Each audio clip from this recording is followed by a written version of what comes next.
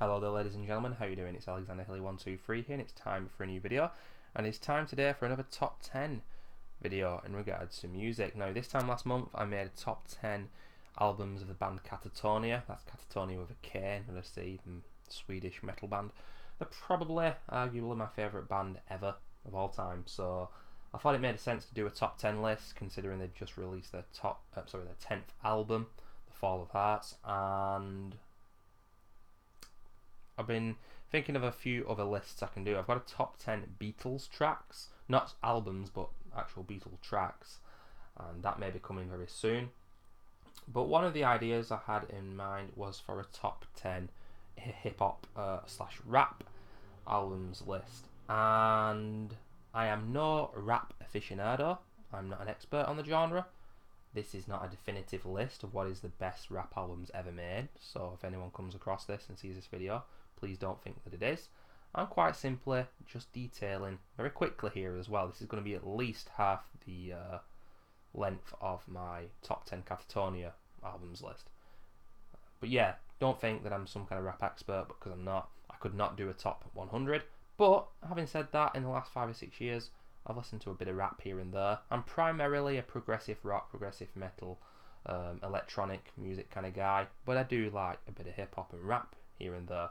But it is a similar kind of type overall. Let's just say that in this top 10 list, 8 of these albums were released in the 1990s, which says it all. That's my favourite decade of music, my favourite decade in most things, to be honest with you. I've got a little bit of a fetish for the 1990s, I'm not going to lie to you.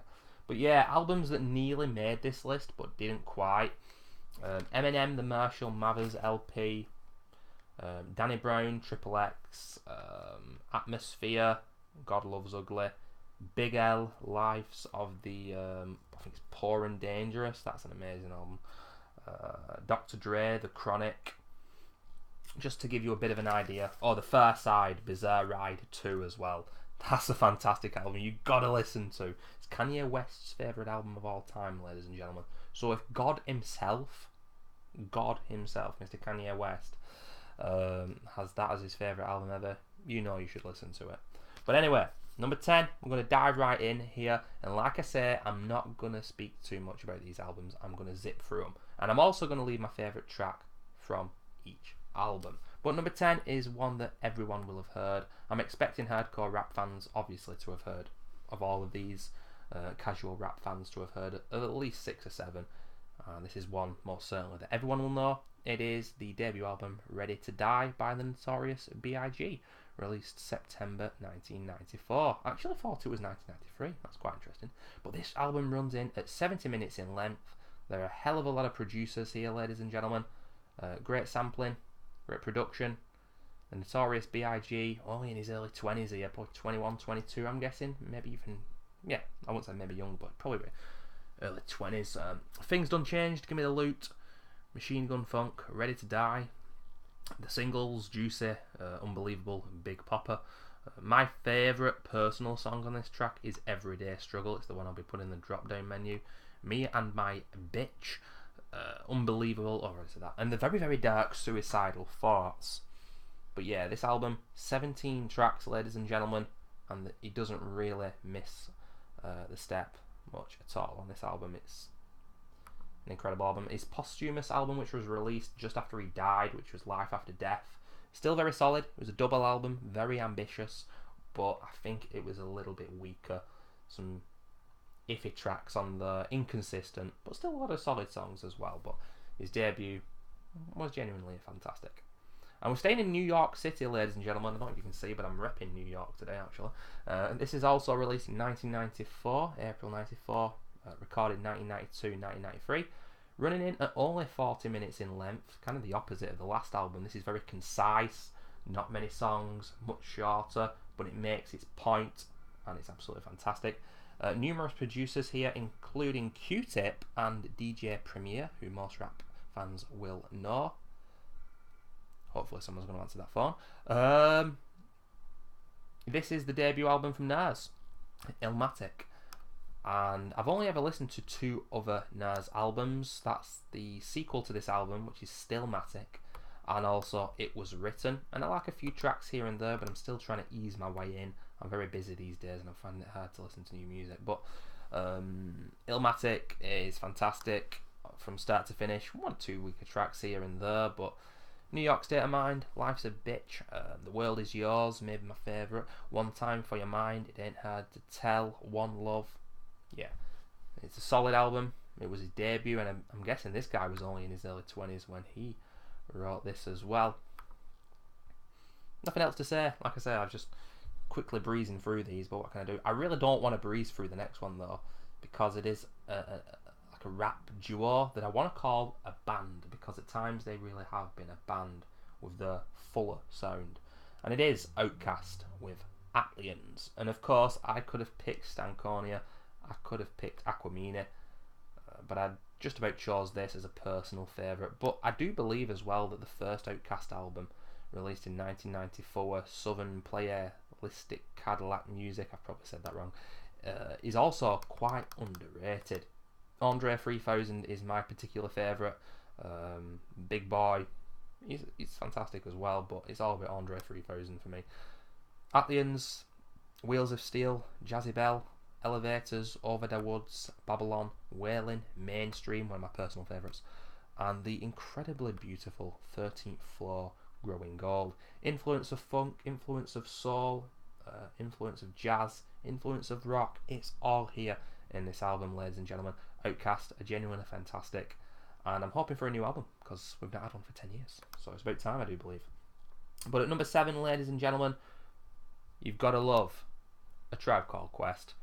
No introductions needed. This is the Midnight Marauders though, and that might be a little bit controversial, because if most rap fans are asked to just pick one Tribe Called Quest album, they're usually going to go for the Low End Theory, and it is an amazing album, and it was very difficult for me to choose between two, because the only stipulation I've made myself with this list is, although an artist can appear twice if they have collaborated or if they have made a different album under a different moniker or alias, the same exact artist or band cannot be in twice under the same name.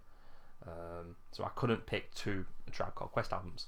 So I just about decided to pick Midnight Marauders, because I think that the little problems that are in the Low End Theory were ironed out in this album, and they released a near perfect one. This was released in November 1993, running at 51 minutes in length, produced by the band themselves and a few other people.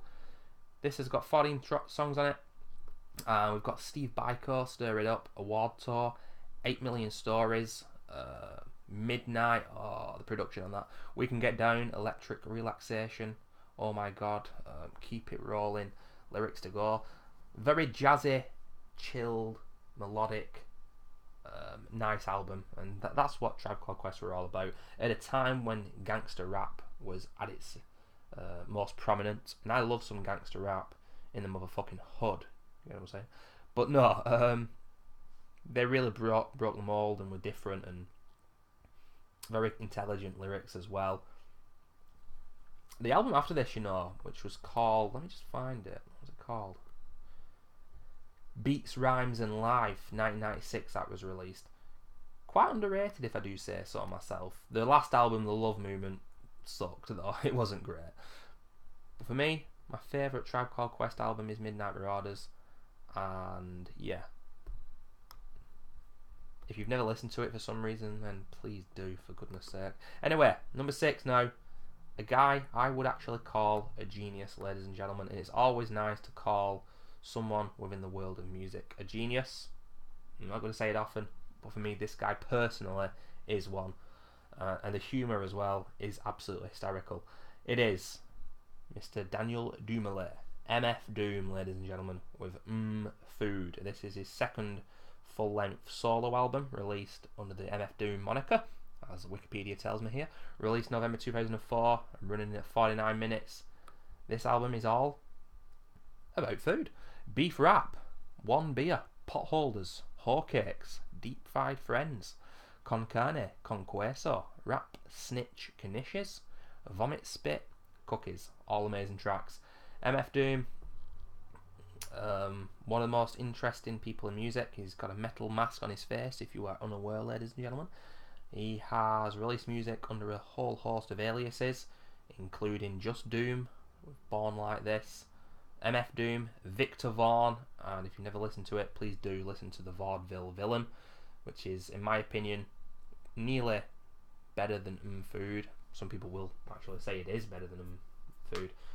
It's an incredible album, but I just about didn't quite put it on the top 10 list here. And he will be featured again in this list, MF Doom. But I'm just going to leave it there with Doom, but I'll just say that if you've never listened to him for whatever reason, he's got an absolutely amazing discography for you to check out. And a great, interesting character as well. But at number 5, ladies and gentlemen, it is another interesting character. A troubled soul, if I do say so myself. And someone who I guess would be considered overrated. But isn't that always the case when you die at 26? It is Mr. Tupac Shakur. But it isn't Me Against the World. It's All Eyes on Me. I'm not being controversial on purpose here, ladies and gentlemen, picking the albums that people wouldn't expect from a certain artist, a band, or duo, etc., etc. But I just thought that Me Against the World is absolutely fantastic. Yet again, similar kind of situation to A Tribe Called Quest there. But this is a double album, very ambitious with rap. And although there are some weaker tracks here, Ambitions as a Rider, All About You, I always smile when I listen to that song, Scandalous, How Do You Want It, Two of America's Most Wanted, Snoop Dogg is amazing on that track, Life Goes On, Only God Can Judge Me, California Love, of course, I Ain't Mad At You, Can't See Me, Holler At Me, When We Ride, Picture Me Rolling, Checkout Time, All Eyes on Me, did I say that? Oh, no. Run the Streets, just some really, really fantastic tracks here, which were never singles and only kind of hardcore rap fans will know, and I think most of them are amazing. The production is on point, and you know, Tupac I don't think was ever the best lyricist, but his aura and his persona was absolutely fantastic, and there's some great collaborations, and honestly, ladies and gentlemen, you want to check on here the samples and the personnel. I have never seen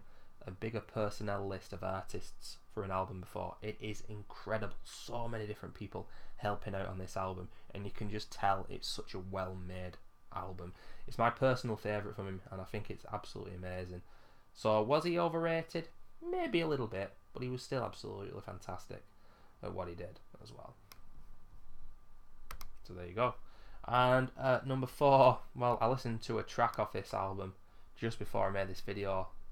First time in about 6 months I heard it, and all I could say was bring the motherfucking ruckus, ladies and gentlemen, because it is the Wu-Tang Clan with Enter the Wu-Tang, the 36 Chambers. This was released 1993, November 93, running in at 62 minutes in length, produced by the band themselves, the artists. I'm always hesitant to call them bands, the groups really, aren't they? But whatever, you know what I'm saying. But mainly the producer was the RZA, and my favourite member of the Wu-Tang Clan, ladies and gentlemen, I guess people have always got their own, is the GZA. You might see him a little bit later. But yeah, what can you say about this album? It took me a while to fall in love with it. I first heard this when I was like 20, 21, I'm 27 now. But only in the last couple of years have I fallen in love with it. I've got to say, production is on point again, amazing. A lot of samples from old Shaolin and Kung Fu movies. The band, the guys obviously, for whatever reason, are obsessed with them. Must have grown up with them, I guess. And yeah, Bring Da Ruckus, Clan in Da Front, Shame on a Nigga, Wu-Tang 7th Chamber, Da Mystery of Chess Boxing, Cream, Method Man, which is absolutely brilliant, Protect Your Neck, of course, Tears, all absolutely brilliant. A very long album, like I said, and for me, one of the best things about this album is it can be really serious at one point and aggressive in tone, and then you'll be laughing the next second, you know. It's aggressive, but it's humorous as well. It's a diverse album, and they never bettered this, there's no doubt about that. This is one of the best rap albums of all time, and probably one of the best rap albums outright of any genre. It's just a shame that they've never really come close, like I said, to beating this. But the two albums after this I quite like. Wu-Tang Forever and The W were solid albums overall. but not as good as the 36 Chambers. But anyway, ladies and gentlemen, at number 3, it's time to welcome back Mr. Daniel Dumile, because he shined off that mask and he's got a friend, and that friend is Madlib. Released in March 2004, running in at only 46 minutes in length. That is amazing, because it feels longer, which you'd think would be a criticism, but it's not. It's just that this album is so good. I kind of expect it to be longer. I can't articulate why I believe that, but yeah, it's kind of like, did they make that much good music in that length of time with so many tracks? Yes, they did. It is Mad Villainy by Madvillain, which is a mixture, of course, of MF Doom and Madlib. Actually, reading a little bit about this, quite interesting, on the Wikipedia page. Madlib created most of the album's instrumentals while he was in Brazil in his hotel room using minimal amounts of equipment. 14 months before the album was officially released, an unfinished demo of the album was stolen and leaked onto the internet. Frustrated over the leak, the duo stopped working on the album and returned to it only after they released other solo projects. So there you go, it was meant to initially be released earlier. You know, that fucking idiot who stole that could have stopped this project altogether, but thankfully they got back, collaborated, and made one of the best albums ever made. And 22 tracks on this album, ladies and gentlemen. We've got The Illest Villains, Accordion, Meat Grinder, Bistro, Raid, America's Most Blunted, Money Folder, one of my personal favourites, Figaro, Hardcore Hustle, Strange Ways, Fancy Clown, All Caps, Great Day, and Rhinestone Cowboy. Not even going to say anything else with this one. I'm going to keep it short and sweet. Just listen to it if you haven't listened to it before. Even if you're not a fan of rap, I'd say give it a go. One of my favourite tracks on this album is Fancy Clown, because it's got Doom speaking from this perspective of Victor Vaughn, like I said, one of his aliases, and he's actually speaking about MF Doom. I don't know where Daniel Dumile comes up with this stuff, but he's absolutely hysterical. Like I said, a potential genius right there, I think. And at number 2, ladies and gentlemen, is someone else making their reappearance in this list, actually. That's quite interesting. I didn't think about that, but yeah, it's someone else I've spoke about before. It is, yet again, the Jizza. He's coming back solo this time. This is Liquid Swords at number 2. Released 1995, November 1995, running in at 51 minutes in length, and produced by The RZA. And I've spoken numerous amount of times in this video about production, but not really said much more, just I love the production, and left it there. But I can actually go a little bit further here and say the reason I love the production in this album is because it's got a mood all the way through, and it's very samey, but it doesn't get repetitive or boring or dull. Like, it is repetitive, but it completely works, and it keeps you entertained for the whole of the album. And that is basically that it's incredibly dark in tone and quite eerie and disturbing, and yeah, I love dark music, so to have a rap album like this is just absolutely amazing for me.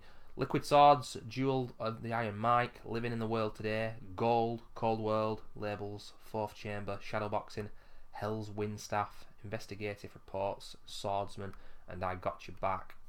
There's just not a weak track on here. I actually thought that Bible, Basic Instructions Before Leaving Earth, that's what it stands for, was part of this album as well, but Wikipedia tells me that that's actually a bonus track, and I don't know if that's the case or not, because the first track on the album, Liquid Swords, and then Bible, they don't quite fit the album there, the start and the end of it, and it's quite weird, to be honest with you, but every single other track is utterly hysterical.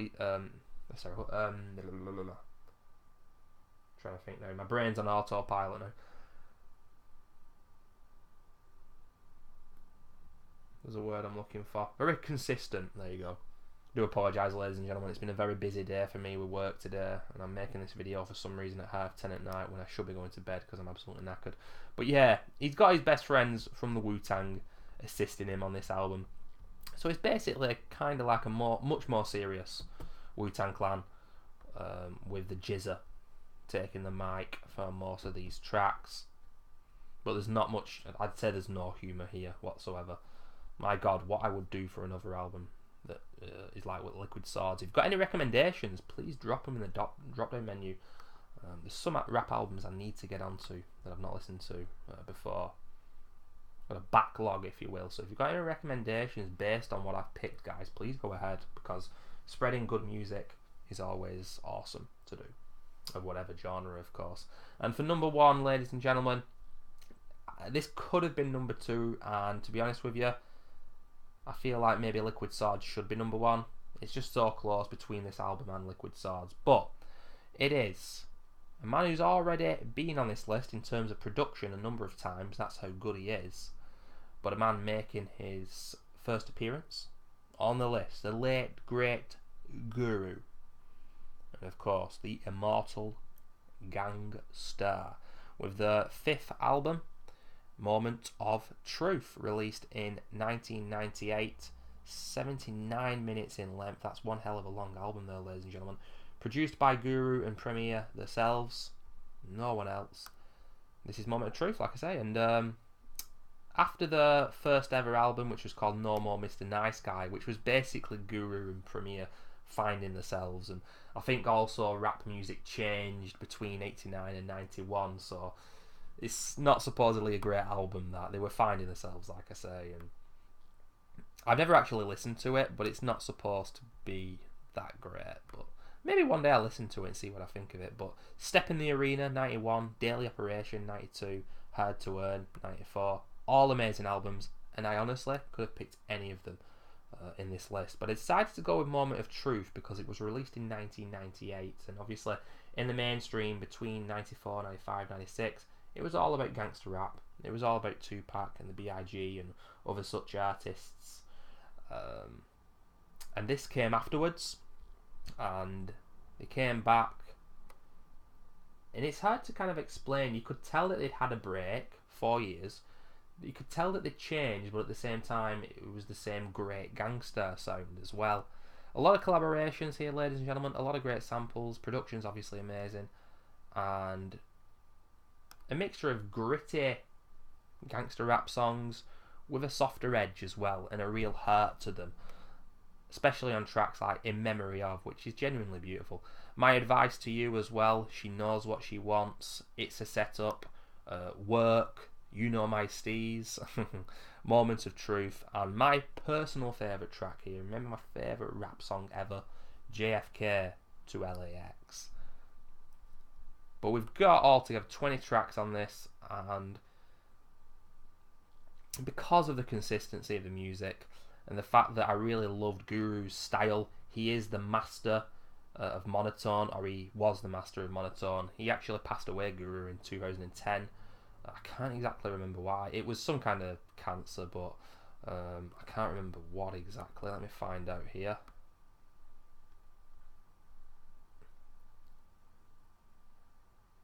Went into cardiac arrest and following surgery fell into a coma.